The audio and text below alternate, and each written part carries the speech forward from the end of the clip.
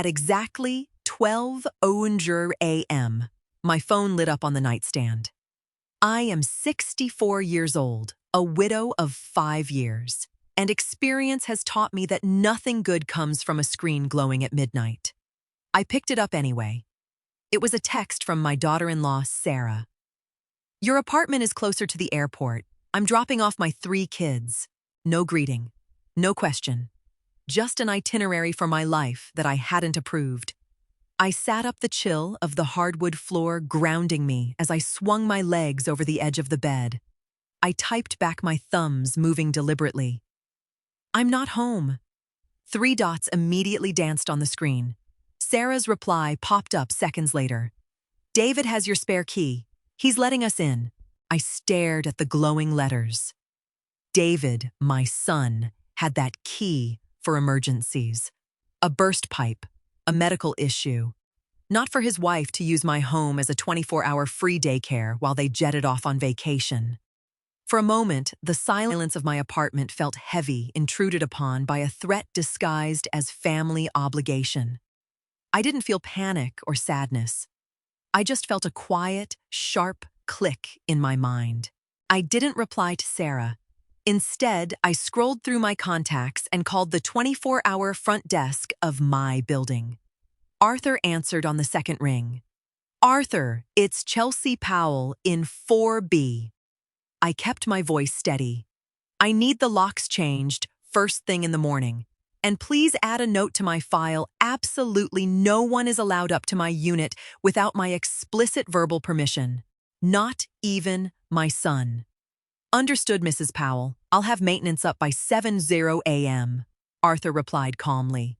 I hung up, placed the phone face down on the nightstand, and pulled the covers back up. I knew exactly what tomorrow would bring, and for the first time in a long time, I was ready for it. The maintenance man finished installing the new deadbolt just as the sun fully illuminated my living room. I handed him his clipboard, signed the work order, and locked the door behind him. The metallic click of the new mechanism echoed beautifully. David had held on to that spare key for 3 years. When my husband passed away, David insisted on having one. At first, it brought me comfort. But soon Sarah realized the key gave her unlimited access to my space and my time. It started small, dropping off winter coats to store in my hall closet because they lacked space. Leaving the kids for just an hour, while she shopped, which always turned into 3. I was Chelsea, the dependable widow. The grandmother with a nice apartment downtown, a steady pension, and supposedly nothing better to do. I walked into my kitchen and poured a cup of coffee, letting the steam warm my face. I hadn't responded to Sarah's midnight text. I hadn't called David to argue. Arguing with Sarah was like trying to empty the ocean with a teacup. It only left you exhausted. My phone buzzed on the counter. A text from David this time. "Mom, we're 10 minutes away. Please tell me you're actually home." I took a slow sip of my coffee. I didn't reply. They had made their plans without my consent, banking on my lifelong habit of simply folding to keep the peace. But peace that costs you your home isn't peace at all. It's surrender. I walked to the window overlooking the street. A familiar silver SUV pulled into the loading zone in front of the building. Sarah stepped out first, already pointing at the doors directing David, as he hauled 2 massive suitcases from the trunk. The 3 kids piled out after him, looking half asleep. I set my mug down. It was time to go downstairs. When the elevator doors slid open to the lobby, the noise hit me instantly.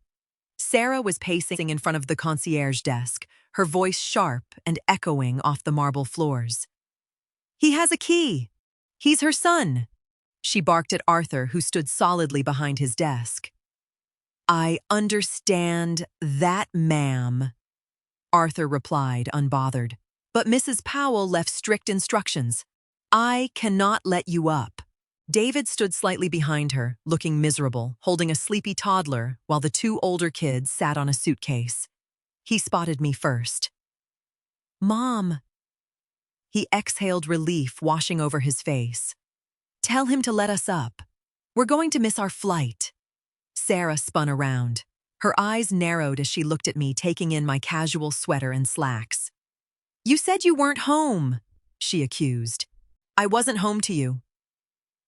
I answered simply, walking over. I didn't raise my voice. I didn't look at the kids to avoid the automatic guilt trip she usually played. Stop playing games, Chelsea, Sarah snapped, glancing at her watch. We have non-refundable tickets to Cabo. The kids are staying here. Just tell the desk guy to back off. No, I said. The word hung in the air. David blinked, adjusting his grip on his son. Mom, what do you mean no? We arranged this. You arranged this, I corrected him. You didn't ask. You informed me at midnight. I am not a storage facility for your luggage or your children. Sarah let out a harsh, incredulous laugh. So what? You're just going to ruin our vacation after everything David has done for you?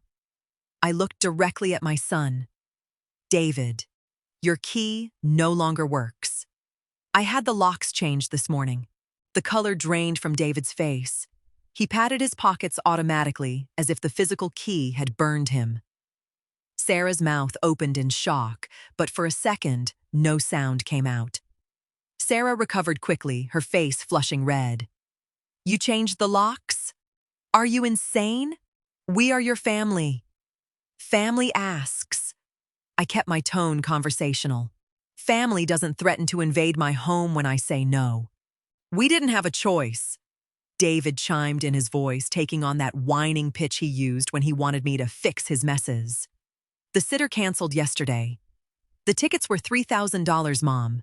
We need this break. Then you should have stayed home with your children or found a paid service, I replied, folding my arms. You cannot drop them in my lap and walk away. Sarah grabbed the handle of the nearest suitcase, her knuckles white.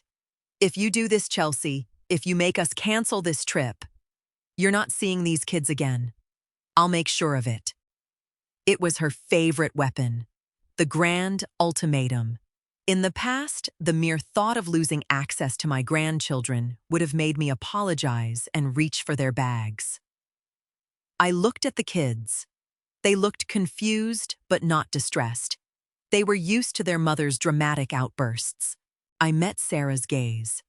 That is your choice as their mother. But I will not be bullied in the lobby of my own building. I turned my back to them and walked toward Arthur. Thank you, Arthur. They will be leaving now. Mom, wait, David called out, stepping forward. I didn't stop. I walked back to the elevator, pressed the button, and waited. I could hear Sarah hissing at David, blaming him for not handling me better. The elevator chimed and the doors opened.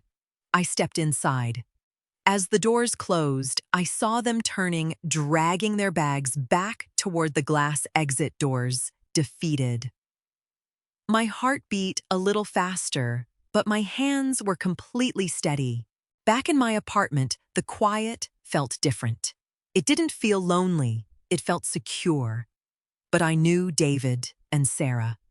The lobby incident was just a roadblock to them, not a red light. They would try to find another way to make me pay for my disobedience. I booted up my laptop and logged into my bank account. For years, I had been the silent safety net. I paid their monthly cell phone bill, a temporary help, from when David was between jobs 2 years ago that just never stopped. I covered the streaming services. I paid the annual fee for the kids' soccer club because Sarah always claimed it was too tight this month.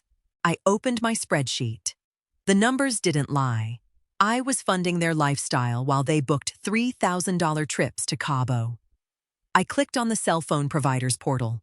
It took 3 minutes to separate my line from theirs and cancel my payment method on their account. I logged into the streaming services, changed the passwords, and logged out of all devices. Next, I opened my estate planning folder. I didn't need a lawyer to make basic adjustments to my checking accounts. I simply removed David as a joint account holder on my emergency fund, a concession I'd made when my husband died, thinking David would need access if I fell ill. I wasn't doing it out of spite. I was doing it because they had proven my resources were just an extension of their own wallets in their minds. By the time I closed my laptop an hour later, the financial sieve had been plugged. I made myself a sandwich, ate it on the balcony, and waited for the fallout. It wouldn't take long for a password to fail. It happened the next afternoon. I was repotting some ferns in the living room when the phone rang. I saw David's name on the caller ID. I wiped soil from my hands, pressed the speaker button, and set the phone on the coffee table. "Hello, David?" "Mom, what is going on?" His voice was loud, frantic. "My phone service got suspended, and Sarah tried to log into the kids' shows and it locked her out. Did your card get hacked?" "No." I patted down the dirt around a fern. "I removed my payment information. You'll need to set up your own billing." There was a stunned silence, followed immediately by Sarah's muffled voice in the background. "Give me the phone." "Chelsea!" Sarah barked, having clearly snatched the device. "Are you seriously doing this? First you ruin our vacation, and now you're cutting off our phones. What kind of grandmother does that?" "The kind who realizes her son and daughter-in-law can afford a trip to Cabo, which means they can afford their own Verizon bill," I answered smoothly. "You are so selfish," she yelled. "David is your only son. You're sitting in that expensive apartment hoarding Dad's money while we struggle." "You aren't struggling, Sarah. You just prioritize your wants over your responsibilities." I picked up a small watering can. "I won't be yelled at. I'll talk to you when you can speak respectfully. Don't you dare hang." I tapped the red button. The apartment went perfectly silent again.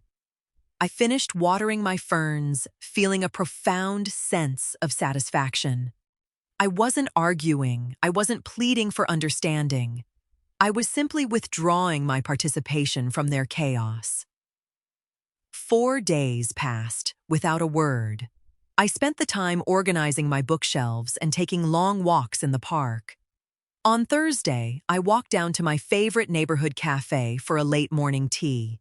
I had just sat down with my Earl Grey when the bell above the door jingled. Sarah walked in, scanning the room until her eyes locked onto me. She didn't have the kids. She marched over and slid into the chair opposite me, uninvited. "We need to talk," she demanded, slapping her purse onto the small wooden table. I took a slow sip of my tea. "Good morning, Sarah." "Don't good morning me. David is a wreck. You've completely alienated him." She leaned in, lowering her voice to a harsh whisper, clearly aware of the other patrons. "You need to fix this. Reactivate the accounts. And we'll pretend this little midlife crisis of yours never happened." I looked at her, really looked at her. The entitlement was practically baked into her posture. She genuinely believed my resources belonged to her. "There is nothing to fix," I said mildly. "I am perfectly content." "Well, we aren't," she hissed. "You're embarrassing David. You're punishing the kids." "The kids don't care about a phone bill, and David is a grown man. If he's embarrassed, that is for him to manage." I reached into my purse, pulled out a $5 bill, and slid it under my saucer to tip the waitress. "Where are you going? I'm not done talking to you." Sarah grabbed the edge of the table. I stood up, looping my purse over my shoulder. "But I am done listening. Have a good day, Sarah." I walked out of the cafe, leaving her sitting alone at the table, her mouth slightly open. I didn't look back through the window. The second bedroom in my apartment had always been a point of contention. Over the years, Sarah had gradually filled it with portable crib boxes of outgrown toys and a ridiculous amount of winter gear. She called it the kids' room. On Saturday morning, I decided it was mine again. I ordered a large pack of heavy-duty cardboard boxes. I spent the entire weekend packing up every toy, every piece of clothing, and every unused baby item Sarah had stored there. I didn't throw anything away. I simply packed it neatly, labeled the boxes, and stacked them near the front door. With the room cleared, it felt enormous. The afternoon light poured through the window, hitting the empty hardwood floor. I moved my old sewing machine out of the dark hallway closet and set it up by the window. I bought a comfortable reading chair and a small easel. Within 2 days, the kids' room was gone. It was a studio, my studio. I took a picture of the neat stack of boxes by the door and texted it to David. "Your storage boxes are ready. Please pick them up by Friday, or I will donate them to a local charity." He texted back almost instantly. "Mom, where are they supposed to sleep when they visit?" I smiled at the screen. "They can sleep on the pull-out couch in the living room just like normal guests." It was a small adjustment, but physically reclaiming my square footage did something to my posture. I stood straighter. The apartment didn't just look different. It felt strictly like mine.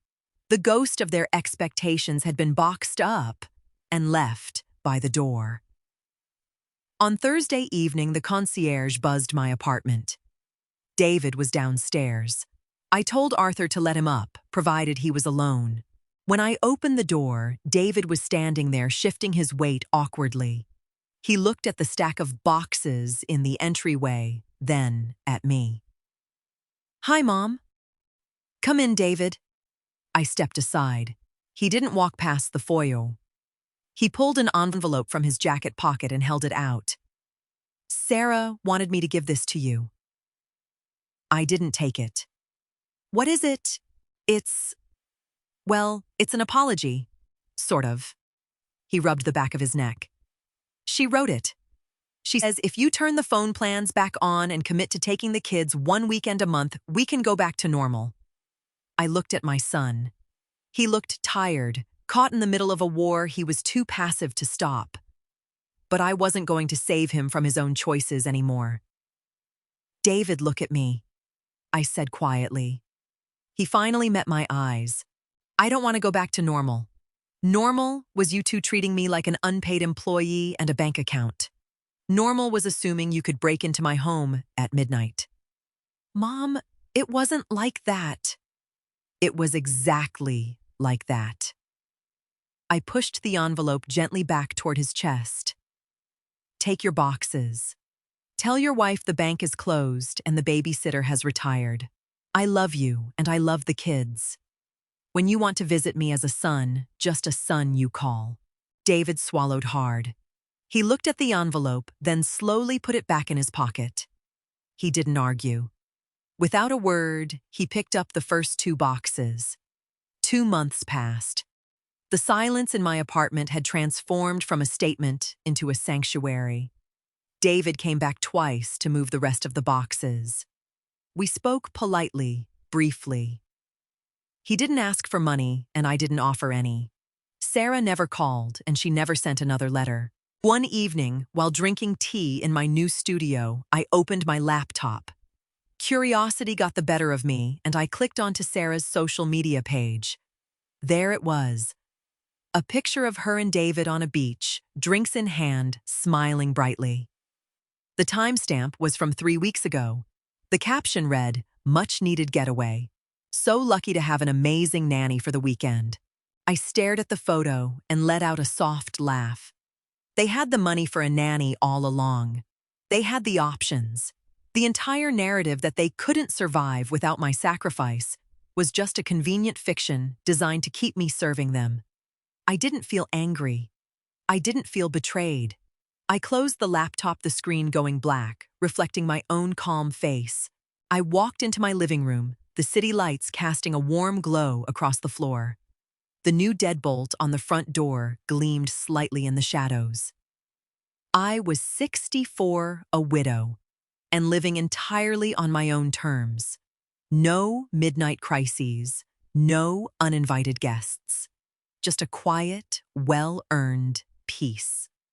I turned off the lamp and went to bed, knowing absolutely no one could walk through my door without my permission. Looking back on everything, if there's one thing I really took away from this whole experience, it's that people will only take what you allow them to. For years, I confused being a good mother with having absolutely zero boundaries. I thought saying no made me selfish. but I finally realized it just made me safe. Sometimes the people who claim they can't survive without your sacrifices are just choosing the most convenient option. Reclaiming your space and your peace isn't a betrayal to your family, it's a necessity for yourself. And trust me, the quiet that comes after finally setting a hard boundary, it is worth every single uncomfortable conversation. Have you ever found yourself stuck in a situation where you had to set a tough boundary with your own family? I would really love to read your experiences, so please share your stories in the comments down below. Let's support each other down there. And if you enjoyed this story and want to hear more about navigating tricky family dynamics relationships and learning how to stand your ground, please hit that subscribe button and turn on the notification bell. It really helps the channel out. Thank you so much for listening, and I'll see you in the next one.